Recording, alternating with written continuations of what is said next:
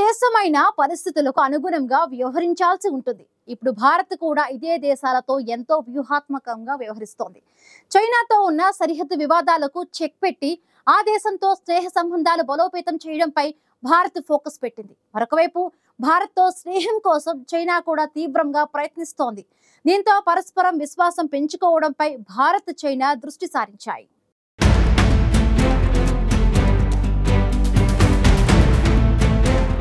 ప్రపంచ దేశాల్లో మార్పులను సునిశ్చితంగా గమనిస్తున్న భారత్ ఆయా పరిస్థితులకు అనుగుణంగా ఎంతో వ్యూహాత్మకంగా వ్యవహరిస్తోంది. ట్రంప్ టారిఫ్ల బాధుడుతో మరింత అప్రమత్తమైన భారత్ పొరుగున ఉన్న చైనాతో స్నేహ సంబంధాలు పెంచుకునేందుకు ప్రయత్నాలు ముమ్మరం చేసింది. అదే సమయంలో భారత్పై ట్రంప్ సుంకాలను ఖండించిన చైనా కూడా మన దేశంతో సరిహద్దులో ఉన్న వివాదాలను పరిష్కరించుకునేందుకే ప్రయత్నిస్తోంది. ఈ క్రమంలో పరస్పర విశ్వాసాన్ని పెంచుకునే దిశగా భారత్ చైనా అడుగులు వేస్తున్నాయి. ఇందులో భాగంగా తూర్పు లడఖ్లోని వాస్తవ నియంత్రణ రేఖ వద్ద ఉద్రిక్తతలకు తావు ఇవ్వకుండా ముందుకు సాగాలని ఇరు దేశాలు నిర్ణయించుకున్నాయి. వాస్తవానికి సైనిక ఉద్రిక్తతలు తగ్గినప్పటికీ తూర్పు లదాఖ్ ఎల్ఏసీ వద్ద భారత చైనాలకు చెందిన దాదాపు 60,000 మంది సైనికులు ఉన్నారు. గత 5 ఏళ్లుగా ఇరు దేశాలు చర్చలు జరుపుతున్నప్పటికీ పరస్పర విశ్వాస భావన కొరవడింది. అందుకే ఇప్పటికీ ఎల్ఏసీ వద్ద పెద్ద సంఖ్యలో సైన్యాలను సిద్ధంగా ఉంచాయి. ఈ పరిస్థితిని మార్చాలని భారత్ చైనా భావిస్తున్నాయి. ఇరు దేశాల సైన్యాలు విశ్వాసలేమిని తగ్గించుకునేందుకు క్షేత్రస్థాయిలో కలిసి పనిచేసేందుకు సమాయత్నం అవుతున్నాయి. భారత్ నుంచి చైనా ఆక్రమించుకున్న ఆక్సాయ్ చిన్ ప్రాంతానికి సమీపంలో గల్వాన్ లోయ ఉంది. ఈ లోయలో 2020 జూన్ 15-16 తేదీల్లో భారత్ చైనా సైన్యాల మధ్య ఘర్షణ జరిగింది. ఇరు దేశాల మధ్య జరిగిన భీకర ఘర్షణలో పలువురు సైనికులు ప్రాణాలు కోల్పోయారు. చైనా సైన్యంతో గల్వాన్ ఘర్షణ తర్వాత భారత్ పలు ముందు జాగ్రత్త చర్యలు చేపట్టింది. ప్రధానంగా చలికాలంలో భారత సైనికుల ప్రాణాలకు రిస్క్ను తగ్గించే లక్ష్యంతో పలు ఏర్పాట్లు చేసింది. ఎల్ఏసీ సమీపంలోని ఏరియాల్లో అత్యాధునిక నిఘా కెమెరాలను బిగించింది. ఎల్ఏసీ పరిసరాల్లో చైనా సైన్యం అనుమానాస్పద కదలికలు జరిగితే నిఘా కెమెరాల ద్వారా ట్రాక్ చేసే వ్యవస్థను సిద్ధం చేసుకుంది.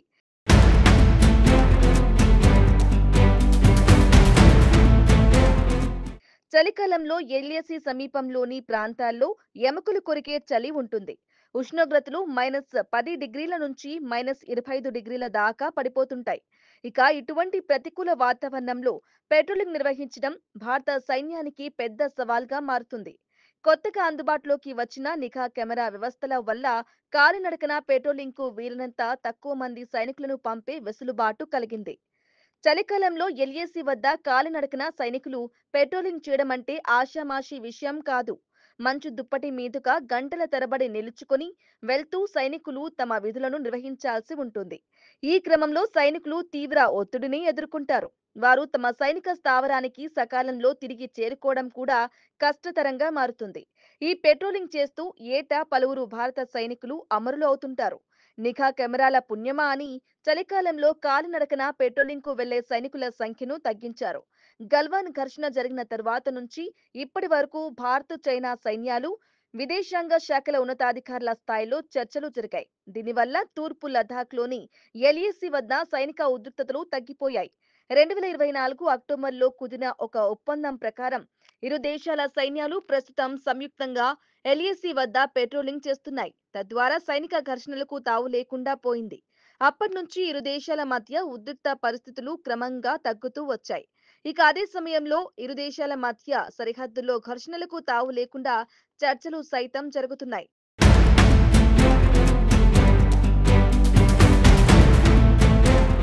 2020 నుంచి ఇప్పటి వరకు భారత్ చైనాల మధ్య సరిహద్దు వివాదంపై మిలిటరీ కమాండర్ల స్థాయిలో 21 విడతల చర్చలు జరిగాయి. ఈ అంశంపై ఏర్పాటైన working mechanism for consultation and coordination ఆధ్వర్యంలో 34 విడతల సంప్రదింపులు జరిగాయి. ఇరు దేశాల ప్రత్యేక ప్రతినిధుల స్థాయిలో 24 రౌండ్ల చర్చలు జరిగాయి. భారత్ చైనా ప్రత్యేక ప్రతినిధుల స్థాయి 23వ విడత చర్చల్లో కీలక నిర్ణయం తీసుకున్నారు. Working mechanism for consultation and coordination ఆధ్వర్యంలో ప్రత్యేక వర్కింగ్ గ్రూప్ ను ఏర్పాటు చేయాలని నిర్ణయించారు. దీని ద్వారా సరిహద్దుల్లో శాంతి స్థాపనపై చర్చలను ముందుకు తీసుకెళ్లాలని ఇరు దేశాలు తీర్మానించాయి.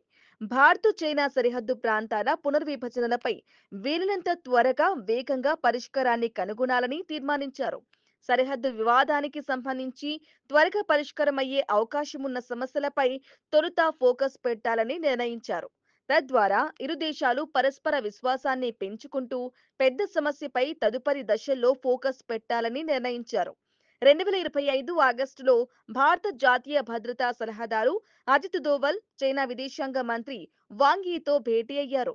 సైనిక దౌత్య మార్గాల ద్వారా శాంతియుత వాతావరణంలో సరిహద్దు వివాదానికి పరిష్కారాన్ని కనుగొనడంపై ఆ సమావేశంలో చర్చించారు.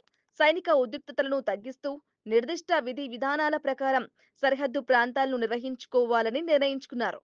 భారత్ ఇప్పటికే ఎల్ఏసీ వద్దనున్న సైనిక పెట్రోలింగ్ పాయింట్లను జియో ట్యాగింగ్ చేసే ప్రక్రియను మొదలుపెట్టింది. ఆయా పెట్రోలింగ్ పాయింట్ల భౌగోళిక స్వరూపం ఎలా ఉంది, అక్కడ ఉన్న ప్రధాన ప్రదేశాలు ఏమిటి అనే సమాచారంతో జియో ట్యాగింగ్ చేస్తున్నారు. ఒకవేళ భవిష్యత్తులో ఆయా పెట్రోలింగ్ పాయింట్ల వద్ద చైనా ఆర్మీతో సైనిక ఘర్షణకు జరిగినా భారత్కు స్పష్టమైన భౌగోళిక ఆధారంగా జియో ట్యాగింగ్ సమాచారం పనికొస్తుంది. భారత సైనికులు ఎల్ఏసీలో పెట్రోల్ నిర్వహించేందుకు సైతం ఈ సమాచారం ఎంతో ఉపయోగపడనుంది. మొత్తం మీద ఎల్ఏసీ ఏరియాల్లో నిఘా కెమెరాలతో పర్యవేక్షణ, పెట్రోలింగ్ పాయింట్ల జియో ట్యాగింగ్ వల్ల భారత సైనికులపై భారం గణనీయంగా తగ్గింది. దీనివల్ల చైనాకు భారత్పై విశ్వాస భావన పెరిగింది. ఇక ప్రస్తుతం భారత చైనాలు కోరుకుంటున్నది కూడా ఇదే కావటంతో కూడా ఇరు దేశాల మధ్య సంబంధాలు బలోపేతం అయ్యేందుకు వీలు కల్పిస్తోంది.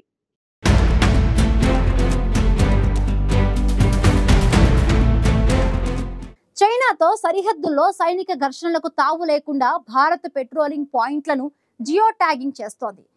ఎల్ఏసీ ఏరియాలో నిఘా కెమెరాలతో పర్యవేక్షణ, పెట్రోలింగ్ పాయింట్ల జియో ట్యాగింగ్ వల్ల భారత సైనికులపై భారం గణనీయంగా తగ్గడంతో పాటు చైనాకు భారత్పై విశ్వాస భావన పెరిగింది.